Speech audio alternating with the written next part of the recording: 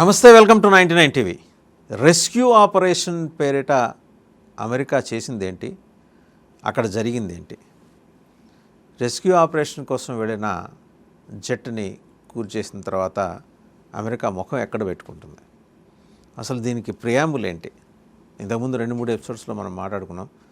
దీని మీద సమగ్ర విశ్లేషణ చేయడానికి మనతో ఉన్నారు geopolitical affairs expert Pavan Sriharsha.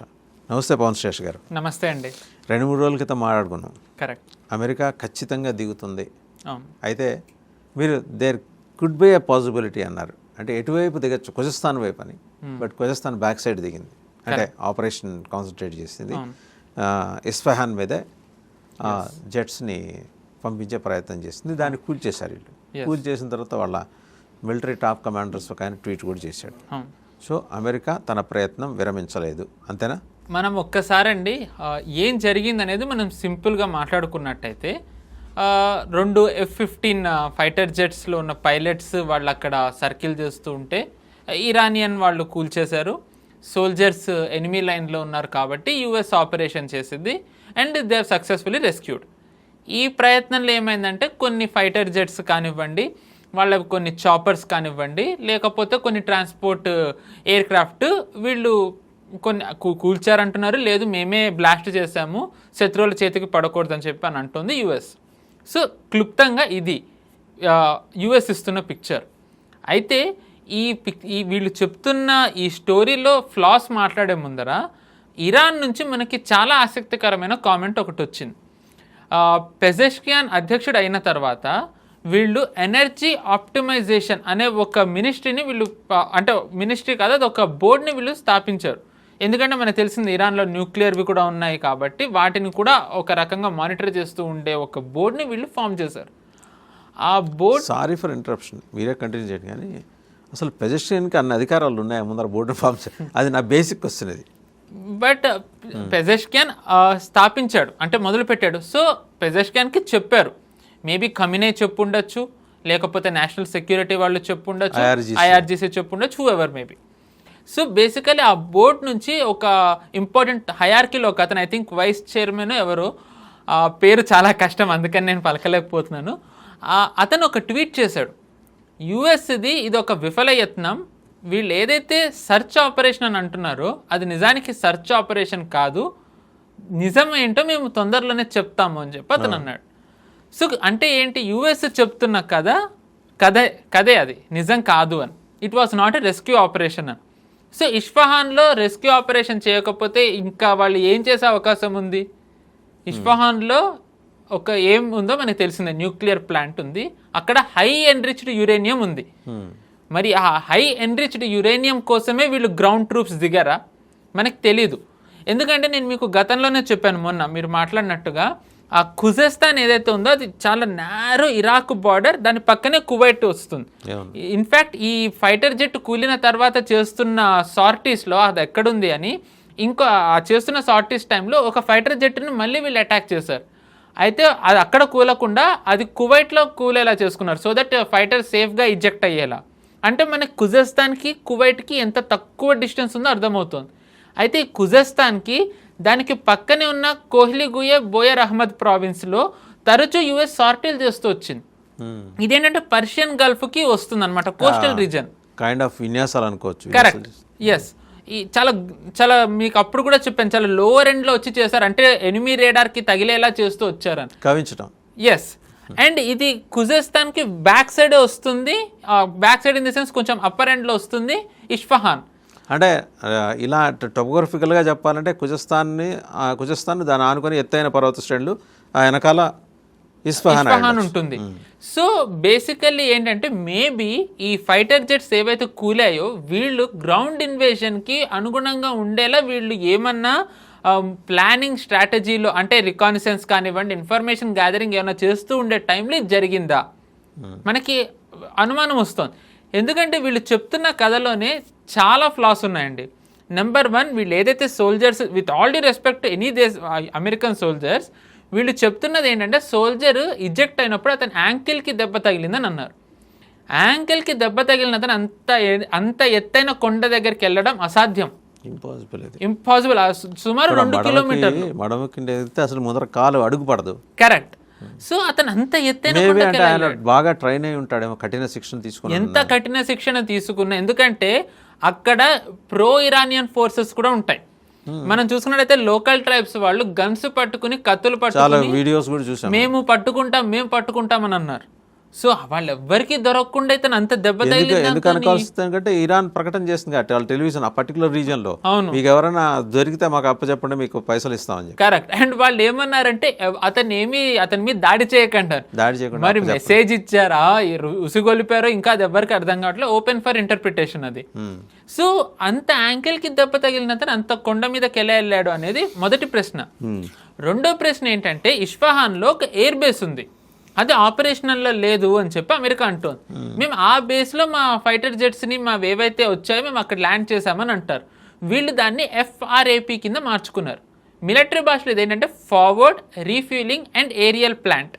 అంటే ఏంటంటే ఇప్పుడు మామూలుగా ఎనిమీ ల్యాండ్ దిగినప్పుడు ఎనిమీ లైన్స్లో వీళ్ళు ఏంటంటే ఎయిర్ బేస్ని వీళ్ళు ఇమ్మీడియట్లీ రీఫ్యూలింగ్ కానివ్వండి, ఆర్మ్ చేసుకోవడానికి కానివ్వండి, వాళ్ళు మొత్తం దాన్ని స్ట్రాటజిక్గా వాళ్ళు ఫోర్టిఫై చేసుకుంటారు. మేము ఈ ఎయిర్ బేస్ని అలా చేసుకున్నామని అంటున్నారు. ఇక్కడ వచ్చి ఇంకో సందేహం ఏంటి అంటే, ఇరాన్కి తెలుసు ఇస్ఫహాన్ మీద ఎప్పుడన్నా దాడి జరగచ్చు. దాడి జరగాలి అంటే గ్రౌండ్ ట్రూప్స్ని దింపాలి అంటే అది కూడా ఆ ఎయిర్ బేస్ కూడా ఒక అవకాశం ఉంది అని ఆ మాత్రం IRGCకి తెలీదా? 47 ఏళ్ల నుంచి ఇంత దూరం నుంచి కూర్చొని ఇక్కడ కూర్చున్న మనకే ఆలోచన ఉన్నప్పుడు IRGC కరడుగట్టిన ఫోర్స్ అది. అవును, వాళ్ళ వ్యూహాల్లో అసిమెట్రిక్ వార్ఫేర్లో వాళ్ళు దిట్టలు, వాళ్ళు తెలియకుండా ఉంటుందా? ఎస్పెషల్లీ వాళ్ళు ఈ మూమెంట్ కోసం అంటే ఇలాంటిది వస్తుందని వాళ్ళు 47 ఏళ్ల నుంచి వాళ్ళు ట్రైన్ చేసుకుంటున్నారు, ఎదురు చూస్తున్నారు. కరెక్ట్. సో వాళ్ళకి ఆ చిన్న లాజిక్ వాళ్ళు మిస్ అవుతారా? ఆ ఎయిర్ బేస్ వాళ్ళు అప్పుడు ఎయిర్ బేస్ దగ్గర ఎవరిని పెట్టరా? తర్వాత అందులోనే ఇంకొక పాయింట్ ఏంటంటే, ఇంకొక ఫ్లా, వీళ్ళు ఏమన్నారు, మేము మా transport chopper helicopters fighter jets ఏవైతే ఉన్నాయో, ట్రాన్స్పోర్ట్ ఎయిర్ క్రాఫ్ట్, మేము వాటిని పేల్చేయాల్సి వచ్చింది ఎందుకంటే అవి మట్టిలో ఇరుక్కున్నాయి అన్నారు. శత్రువుకి అవి అందకూడదని చెప్పి, అవి దక్కకూడదని మేము వాటిని పేల్చేసామన్నారు. ఈ రోజు వచ్చిన ఇంకొక వర్షన్ ఏంటి అంటే, మెకానికల్ ఫెయిల్యూర్ వల్ల మేము వాటిని డిస్ట్రాయ్ చేయాల్సి వచ్చిందని.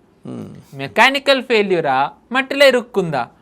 అండ్ ఇంకొకటి, మంచిది, ఎవరు ప్రాణ నష్టం జరగలేదు, బట్ అంత మినిమల్ సోల్జర్స్ ఇంతమంది అంత వచ్చిన మ్యాసివ్ IRGC వాళ్ళని ఎలా కంటైన్ చేశారంటే ఒక్క క్యాజువాలిటీ కూడా అవ్వలేదు. How it is possible? అసలు అంత క్యాజువాలిటీ అవ్వకుండా వీళ్ళు ఎలా రాగలిగారు? అండ్ ఇవన్నీ ఈ ప్రాసెస్ అవుతూ ఉన్న టైంలో వీళ్ళు పేల్చేసిన తర్వాత ఇంకొక 3 చాపర్స్ వచ్చాయని అంటున్నారు.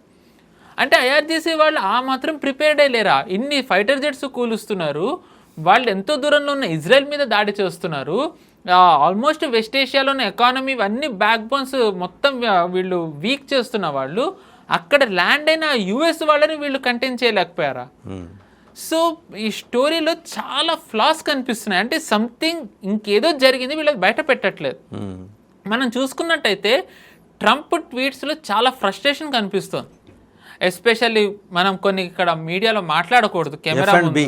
కరెక్ట్, F&B ఆ ట్వీట్లో చూసాం. ఎందుకంత ఇప్పటివరకు ట్రంప్ కోర్స్ ఇప్పటివరకు కూడా తను పొలైట్గా మాట్లాడింది లేదు, బట్ ఇంకేంటంటే ఒక అధ్యక్షుడి స్థాయి నుంచి చాలా దిగజారి ఇప్పుడు ఒక ట్వీట్ చేశాడు. సో ఏంటంత ఫ్రస్ట్రేషన్ ట్రంప్కి ఎందుకు వస్తుంది? ఆపరేషన్ సక్సెస్ఫుల్ అయినట్టయితే గనక ఈ has to be very proud కదా ఫోర్సెస్ గురించి. ట్వీట్ చేసిన మాట వాస్తవమే.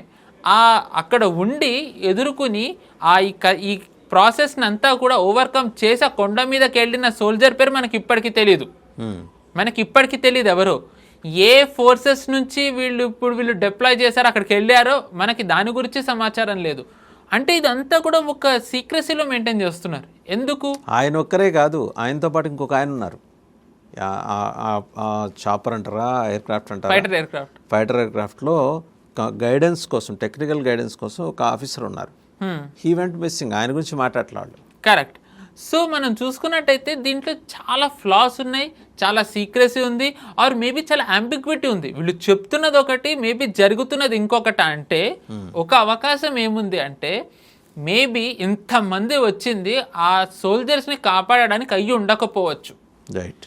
ఇస్ఫహాన్లో ఏదైతే హై ఎన్రిచ్డ్ యురేనియం ఉందో ఆ యురేనియంని ఎక్స్ట్రాక్ట్ చేసే ఆపరేషన్ US చేసి ఉండొచ్చు. అది విఫలమైంది. అది విఫలం అవ్వడంతో ఆ ఫ్రస్ట్రేషన్తో ట్రంప్ ఇప్పుడు ఈ వ్యాఖ్యలు చేస్తూ ఉండొచ్చు. ఎందుకంటే మనం చూసుకున్నట్టయితే గనక అభినందన్ వచ్చిన తర్వాత మనం ఓపెన్గా చెప్పాం, ఒక సోల్జర్ అక్కడ ఎనిమీ లైన్స్లో పడ్డారు, ఆయన పేరు వింగ్ కమాండర్ అభినందన్ అని.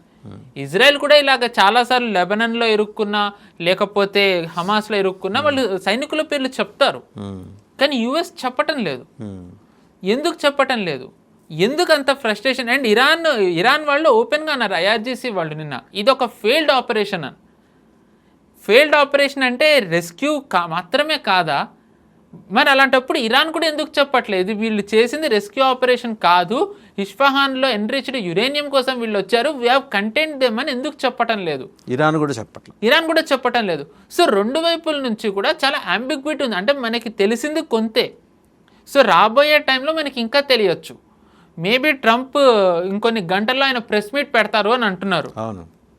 సో ఆ ప్రెస్ మీట్ పెట్టినప్పుడు ట్రంప్ చేసే వ్యాఖ్యలు మనకి ఒక మేబీ కంప్లీట్ పిక్చర్ ఇవ్వకపోవచ్చు, కానీ తర్వాత ఏం జరగచ్చు అనే ఒక అవకాశం, అంటే మనకు ఒక అవగాహనలోకి మనం రావచ్చు. ఎందుకంటే ట్రంప్ మనం చూసినట్టయితే ఈ ఆపరేషన్ అయ్యింది సక్సెస్ఫుల్ అని చెప్పి ట్వీట్ చేసిన తర్వాత, ఆ పరుష పదజాలంతో ట్వీట్ చేసిన తర్వాత చాలా మీడియా హౌసెస్కి బయటలు ఇస్తూ వెళ్ళారు ఆయన. I think CNN, Fox News, ఇలా అన్ని రకాల ఛానల్స్కి ఆయన బయటలు ఇస్తూ వెళ్ళారు జర్నలిస్టులకి. ఆయన అంటూ ఉన్నది ఏంటి అంటే, నేను వీళ్ళకి చాలా తక్కువ టైం ఇస్తున్నాను, మీరు డీల్ చేసుకుంటే చేసుకోండి, లేకపోతే all hell will break loose అనే భాష మాట్లాడుతున్నారు. సో అంటే ఇంకా Trump is running out of patience, or maybe ఇంకా వాళ్ళ దగ్గర ఇంకా ఫ్రస్ట్రేషన్ ఇంకా ఎక్కువ అవుతుందా? ఇప్పుడు నేషన్ ఎట్లా ఉంది, నేషన్స్ మూడ్ ఎట్లా ఉంది అనేది ప్రధానం. ట్రంప్ని ఈ స్థాయికి వచ్చిన తర్వాత ఇరాన్ ఏమంటుంది, మీరు స్పెసిఫిక్గా దాడి చేస్తాము అని చెప్పిన తర్వాత వార్ క్రైమ్ కిందకు వస్తుంది, మీరు చేస్తున్నది చేయబోయేది అని ఇరాన్ స్పష్టంగా. ఇప్పుడు వార్ క్రైమ్స్ ట్రిబ్యునల్లో ఈయన మీద వెళ్ళొచ్చు కదా ఇరాన్. ఆల్రెడీ నెతన్యాహు మీద ఉంది, పుతిన్ మీద ఉంది, ఈయన మీద కూడా వెళ్ళొచ్చు కదా. ఇరాన్ వెళ్ళగలరు ఇరాన్ వరకు. బట్ సాయం వచ్చే అవకాశం, చైనా రష్యా నుంచి ఏమైనా సాయం వచ్చే అవకాశం ఉందా? ఓపెన్గా రాగలరా వాళ్ళు? బేసికల్లీ యుఎస్ మనకి నచ్చినా నచ్చకపోయినా, ఒప్పుకోకపోయినా యుఎస్ ఇప్పుడు సూపర్ పవర్ అండి.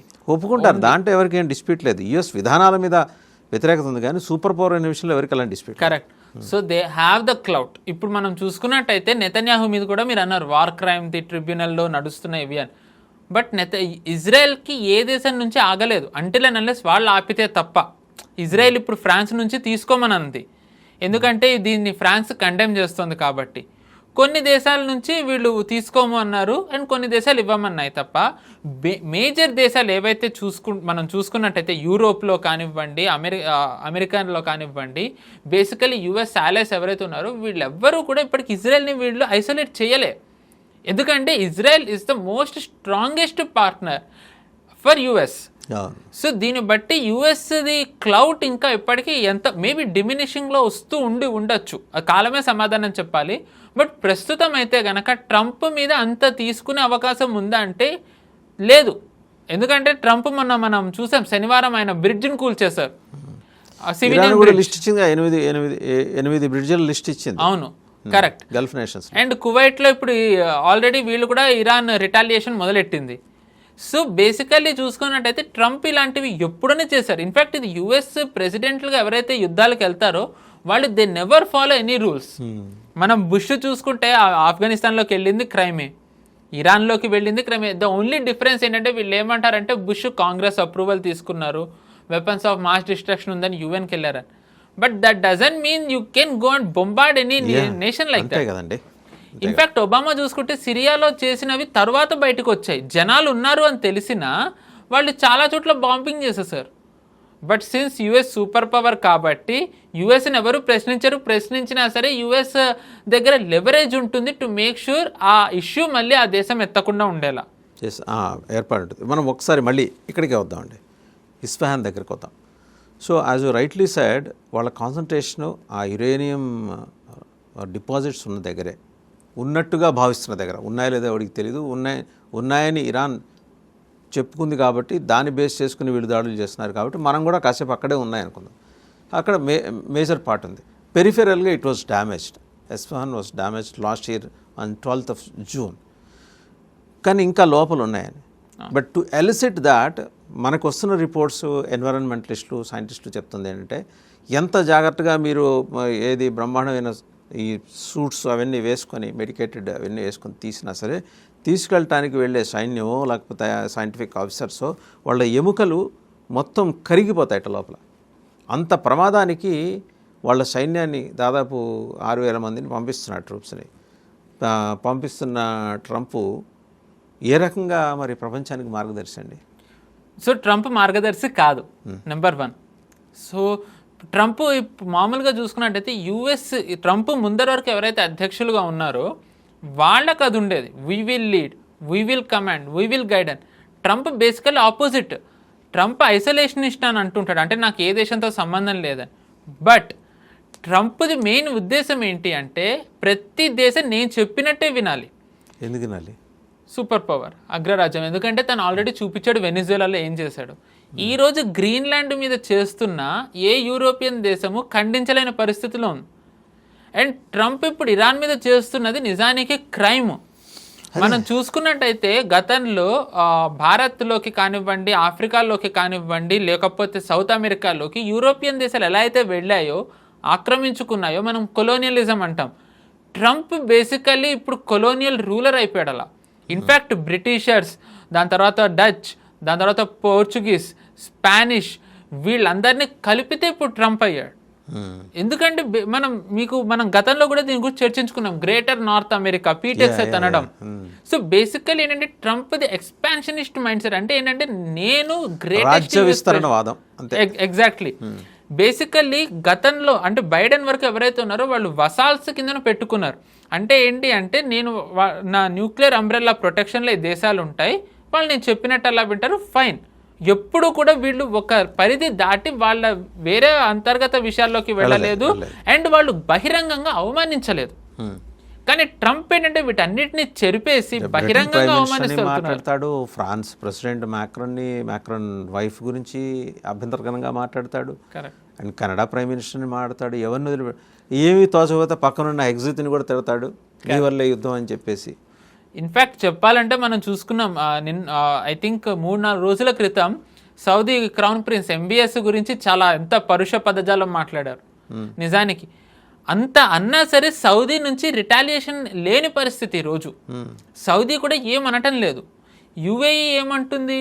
UAE మేము ఇంకా మా పార్ట్నర్షిప్ ఏదైతే ఉందో US తోని మేము దాన్ని ఇంకా స్ట్రెంగ్తెన్ చేసుకుంటున్నాము, వీఆర్ స్ట్రెంగ్తెనింగ్ మోర్ అని అంటుంది.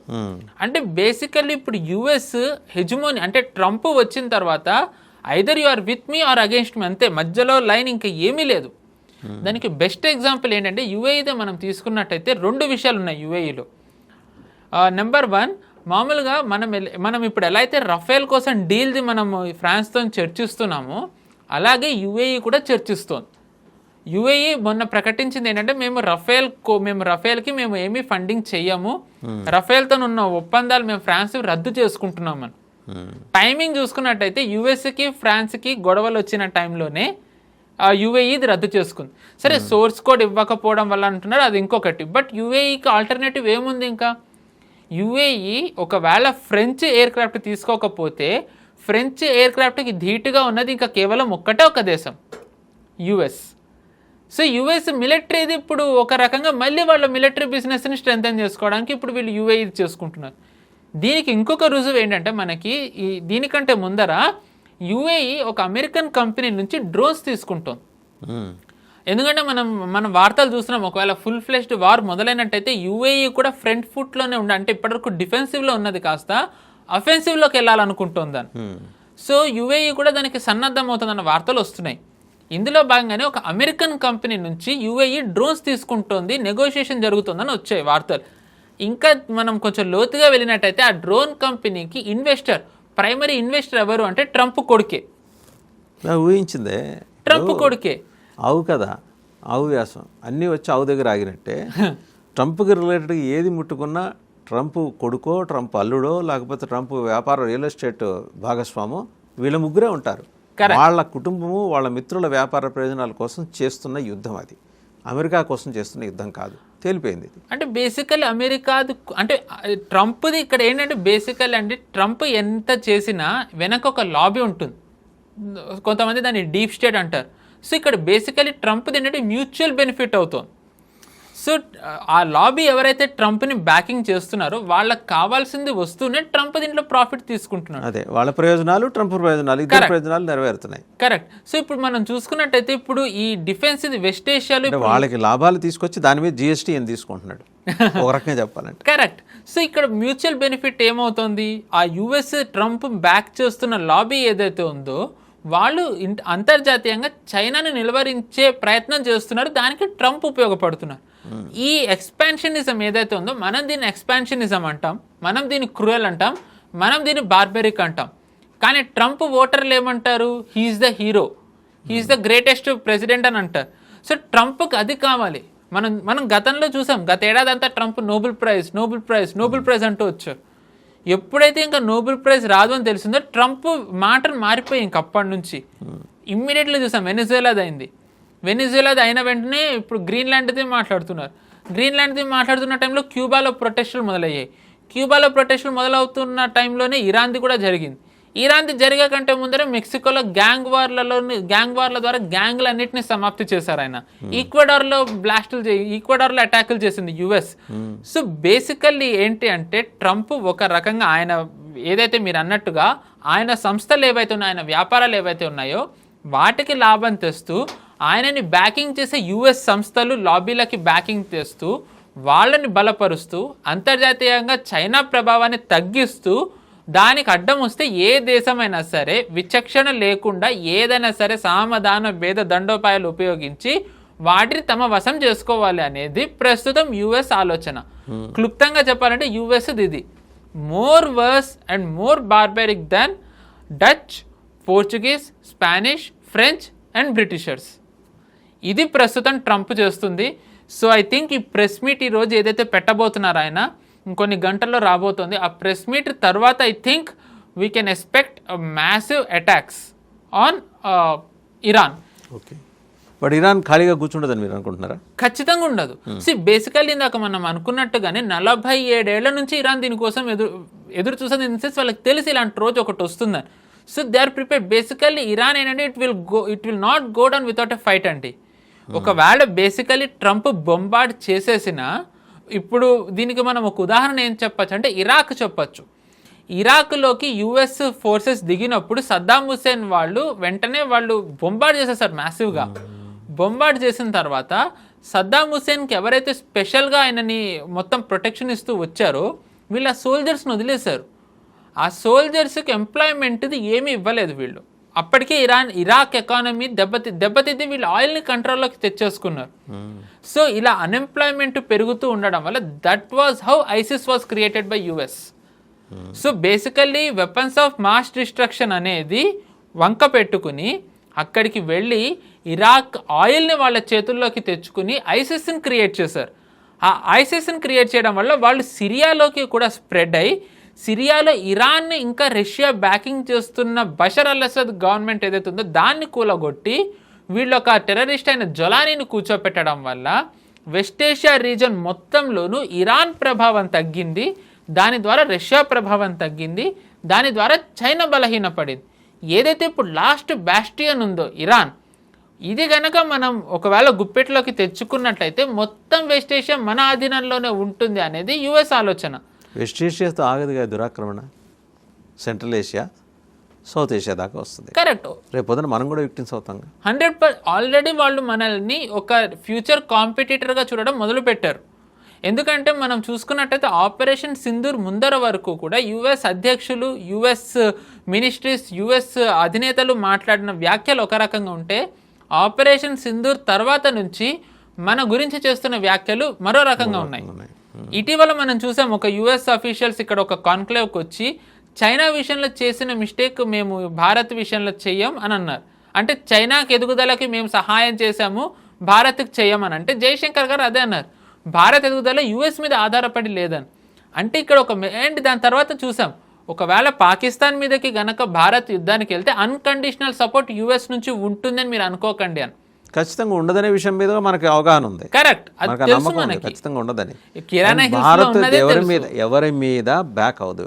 ఎప్పుడైతే ఆయన ఎందుకు అంత హడావుడిగా ప్యాంటు షర్టు సర్దుకొని మరీ ఎందుకు వచ్చాడు ట్రంప్ ఆ టైంలో, ఏదో అవధూత మాదిరి శాంతి మంత్రం, కిరాణా హిల్స్ను కొట్టాం కాబట్టి. Correct, simple. ఎందుకంటే అక్కడ వాళ్ళ డిపాజిట్స్ ఉన్నాయి కాబట్టి, వాళ్ళ వెపన్స్ ఉన్నాయి కాబట్టి. కరెక్ట్. సో బేసికల్లీ ఇప్పుడు మనం చూసుకున్నట్టయితే వరల్డ్ వార్ 2 తర్వాత ఒక న్యూక్లియర్ దేశం మీద యుద్ధం ప్రకటించి, యుద్ధం కూడా స్పెషల్ ఆపరేషన్ అవనివ్వండి, ఏమన్నా అవనివ్వండి, న్యూక్లియర్ వాటి మీద ఇన్స్టాలేషన్ మీద దెబ్బ కొట్టి నార్మల్గా ఉన్న ఒకే ఒక్క దేశం భారత్. ఈవెన్ పాకిస్తాన్ కూడా చేయలేకపోయింది. సో ట్రంప్కి ఏంటంటే అది తన ఈగోకి చాలా దెబ్బతింది. ఎందుకు అంటే అక్కడ పోయింది కేవలం పాకిస్తానీ సైనికులే కాదు, యుఎస్ సైనికులు కూడా పోయారు. ఎందుకంటే బేసికల్లీ ఎక్కడెక్కడైతే యుఎస్ దాని ఫైటర్ జెట్స్ని పంపిస్తుందో, వాళ్ళు అమ్మనివ్వండి, ఏమన్నా చేయనివ్వండి, వాళ్ళ బేసెస్ ఉండనివ్వండి, అక్కడ యుఎస్ సైనికులు ఖచ్చితంగా ఉంటారు to monitor how their fighter jets are being used. వాళ్ళ ఫైటర్ జెట్స్ ఎవరి మీదకి వెళ్తున్నాయని. సో అంటే మనం వాళ్ళ ఫైటర్ జెట్స్ ఎక్కడైతే హ్యాంగర్స్లో ఉన్నాయో మనం అక్కడ కూడా దాడి చేసాం. So it is to be assumed కొంతమంది యుఎస్ సోల్జర్స్ అయితే గాయపడి ఉండొచ్చు, లేకపోతే వాళ్ళు పోయి ఉండొచ్చు. బట్ ట్రంప్ అది ప్రకటించలేడు.